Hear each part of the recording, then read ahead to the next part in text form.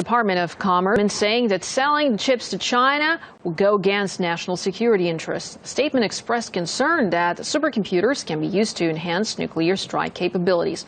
Well, for more expert analysis, let's cross live to China. Specialist Andrew Long. Thank you so much, Mr. Long, for joining us here on Team International to discuss this. So in your opinion, how legitimate are Washington's concerns in this particular case? Well, of course, the two countries, China and America, there is a deep mistrust between the two because America's superpower status is seen to be being challenged by China on many fronts. The recent Chinese initiative to set up the Asian Infrastructure Investment Bank is a typical example. And now, in terms of technology, supercomputers, China seems to be, if not just narrowing the gap, seems to be leapfrogging. So there's a cause of concern for those people in America who wants America to maintain its supremacy in the world in many different fields. Yeah, but again, supercomputers are not just for the military.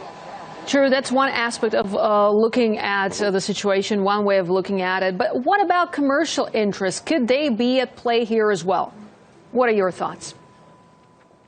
Well, of course, as I was trying to say, supercomputers have got many different applications in terms of commerce, e-commerce, in terms of cloud computing, in terms of the speed of transmission of data, the mining of data, and even in terms of quantum computing, which is another next level of technology in telecommunications. So all these have tremendous possibilities, commercial possibilities.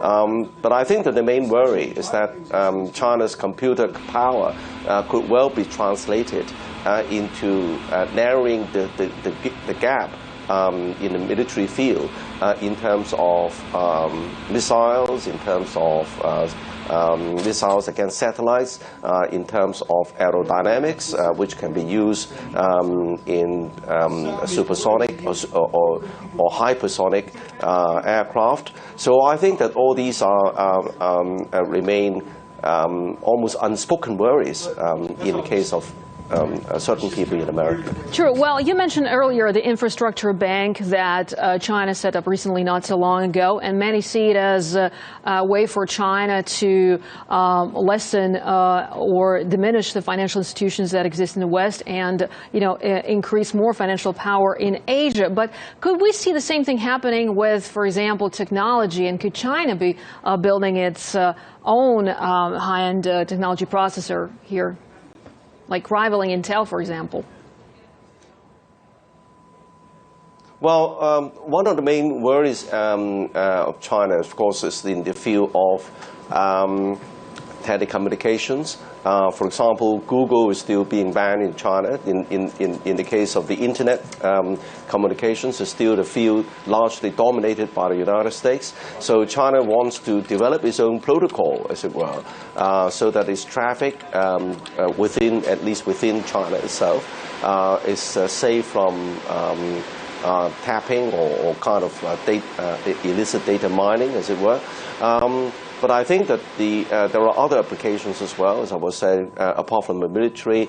There is tremendous opportunities for joint cooperation. Now, one area is in the area of space exploration.